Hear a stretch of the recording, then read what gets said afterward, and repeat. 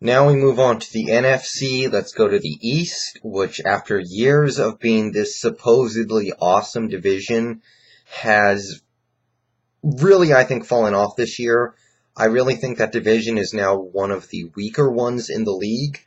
I don't think we have a really trustworthy team in it. I think two, if not three, of the teams in it are out and out bad, and I just don't trust anything about them. So, I will say that this Michael Vick thing was unprecedented, and to me, it does change things. To me, I'm waiting for him to have a bad game. I would like to see Vic have a good game against a good team before I really crown him, but I've watched a lot of his play so far this year, and I've seen him make two bad throws. One was in the Green Bay game where he could have run it in for a touchdown and decided to throw it into coverage, and it cost the team 4 points. The other was he did have an overthrow in the game against the Lions, but he's been playing as well as any player in the league. He is right now a MVP candidate. He is becoming everything we wanted from him when he first came in the league 9, 10 years ago. He has become everything that we wanted him to become. We wanted him to become an electrifying playmaker with a cannon arm who was a feared double threat, and he's become that. And it's not like we're settling for just being okay. No, these last 2.5 games, he's legitimately looked like the #1 overall pick who was going to redefine the game. And, maybe it took a couple of years of grabbing his ankles for him to figure it out, but he has, and I'm kind of enjoying it because I can't stand what he did because I love dogs. I think it was just really an awful and stupid thing to do, but he paid the price, he did his time, and now that he's on the field, he might as well impress us, and he has done that. I mean, damn. Rest of the division, I think the Redskins are probably bad. What, you know, I know they have Mike Shanahan at head coach. What I kind of think happened is that Texans game where they blew a 17-point lead in 10 minutes or whatever, I think it sort of sucked the life out of them. I think it derailed them, and now they lost to the Rams. They straight up lost to the Rams. It wasn't a trap game because they were coming off a loss. It shouldn't be a trap game anyway. And it wasn't like the Rams fluked it out or anything. The Rams straight up beat them. The Redskins had a lead in the second half of that game, I think, and the Redskins just came back and straight up beat them. They totally deserved that win. And I would think a good coach like Mike Shanahan wouldn't let this kind of thing happen, but I think that team just had the life sucked out of them by the Texans because there's every reason for that team to be good this year. They have a good coach, they have good players, but I don't know. I kind of think that's what happened to them. The Giants, it's tough to believe because all that talent they have on the defensive line, I mean, they got this great defensive line rotation, all those good players. And it's like, last year their defense was secretly one of the worst in the league. This year, more the same. I know the Tennessee game wasn't as bad as the stats indicated, or, the score indicated, but it was still not great. And, we're learning more about Carolina now, and that win against Carolina looks like it just had no value whatsoever because the Giants didn't play great in that game either. They won fairly convincingly, but it wasn't great. Through 3 games, I don't know if their defense has been particularly impressive.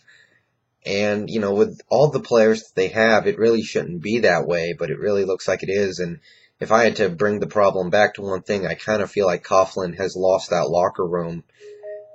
But I will say I think that's on the players, not the coach. I think the players are more at fault than the coaches.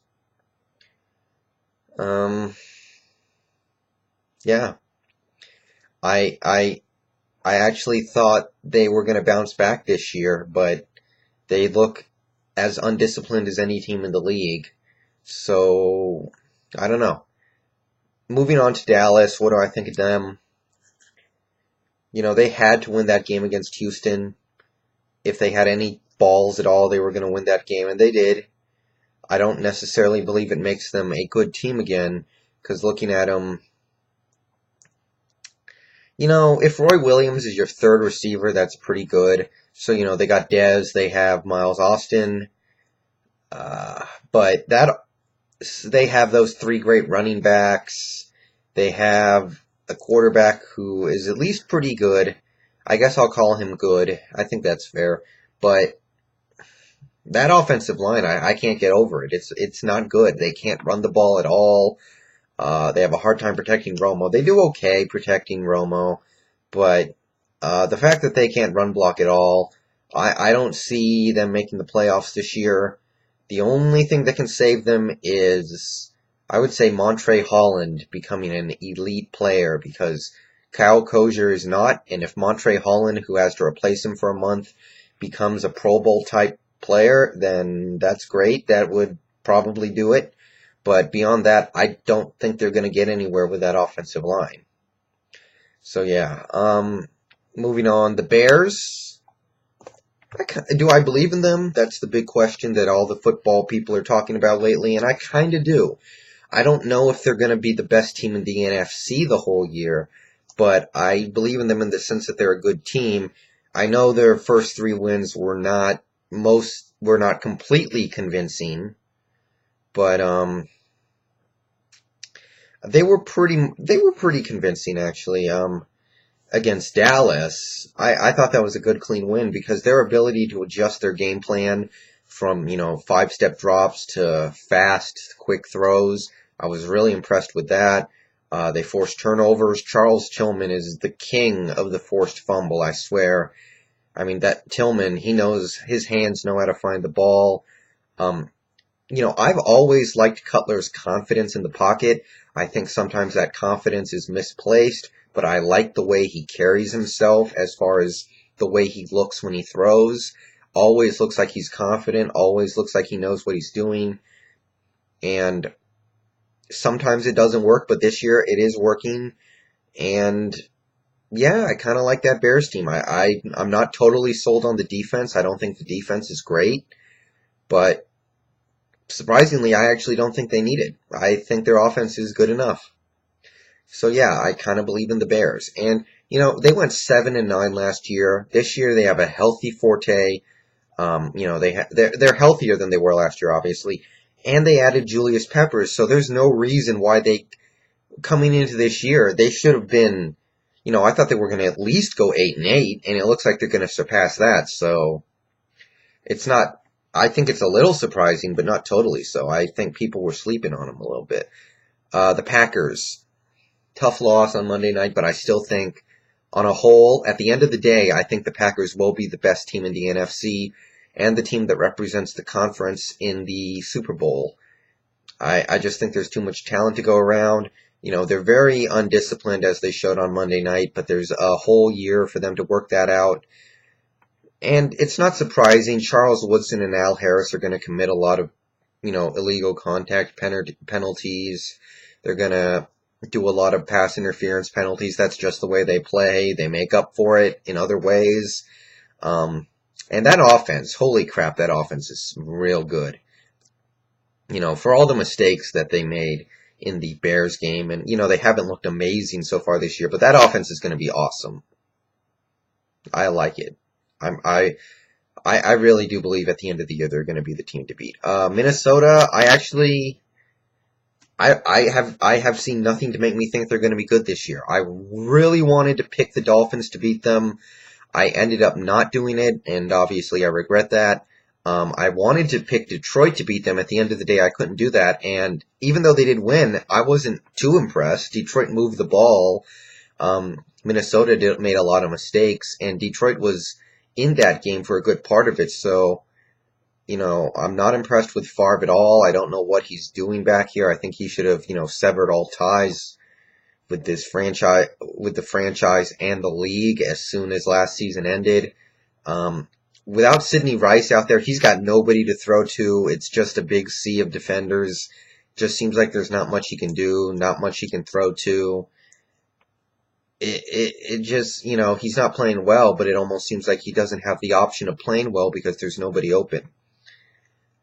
So, yeah, I mean, I don't see any reason to believe that they're a good team right now. So that's my impression.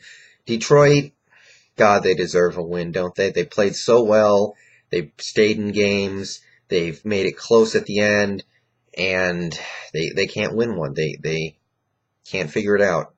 So I hope they get that win soon because they're better than that. They're better than 0-3. That's at least a one-win team right now based on the way they're playing, and it hasn't happened for them yet. I hope it does because I think they're better than that. NFC South, I haven't seen much from the Saints that impressed me so far this year. Looking at them, what do I think? The Saints, I know they really should have won that Atlanta game given, they missed a chip shot field goal.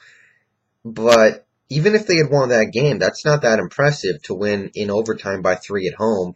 They didn't look that great against the 49ers or the Vikings either. And when you consider the Niners are awful, the Vikings are average right now. And, I think the Falcons are good. I actually think we need to recalibrate our thoughts on the Falcons. I was down on them after they lost to Pittsburgh because I really thought you should be able to take advantage of Dennis Dixon and find a way to win that game. But I think they're at least a top 6, 7 team, maybe top 5. So, I want to take back some of the negative thoughts I've had about them. But the Saints, it's just like the offense, sometimes it seems like they don't score at will or move the ball at will like they did last year. The defense could not get a stop against the Niners in crunch time. They couldn't stop Atlanta in crunch time. Every time the Saints took a lead, they'd give it right back. I don't know. I don't like that team very much right now. I don't see them being a real Super Bowl contender right now. Obviously a playoff team, but I don't think they're competing for a Super Bowl right now.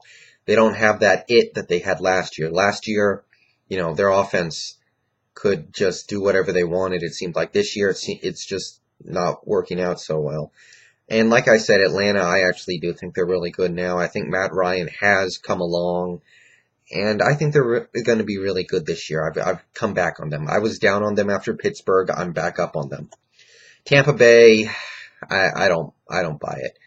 What I do buy is Josh Freeman. He's going to be good. I like Josh Freeman. He looks like a slightly smaller Ben Roethlisberger in the way that he plays, but I don't buy that team. Not yet. Step in the right direction for them, though. And, I didn't see this Carolina thing coming. I was not ready for how freaking awful Matt Moore is, because Matt Moore was one of the worst quarterbacks in the league when he was starting. Jimmy Clausen got in there 2 years early, but that's all you can do when you have a guy like Matt Moore out there who I can't believe how freaking awful he is. I mean, I can't believe it because, with that running game and those linebackers, they should not be one of the worst teams in the league, but they're either the worst, the second worst, or the third worst team in the league. There's no other way to put it. As for my own division, the NFC West, I don't know. The only thing I will say about a team that's not Seattle is St. Louis. I think they're slowly coming back onto the map. I'm not saying they're good yet. They'll be good in a couple years, maybe. But there's something about them this year. I mean, that Redskins game, they won that legit. That was no fluke. They wanted it more. They toughed it out. They went down late in that game and came back. I know that they jumped 14-0 on them on big plays that were kind of fluky, but the way they won that game at the end was not fluky. They straight up won it. So I will say, I think the Rams are no longer going to be the butt of the NFL when this season's over. They're going to be close to the butt, but not the butt. And yeah, I'm going to put that out there. And I think I'm done. So see you guys later. I'll have more stuff up before the games on Sunday, and see you guys later.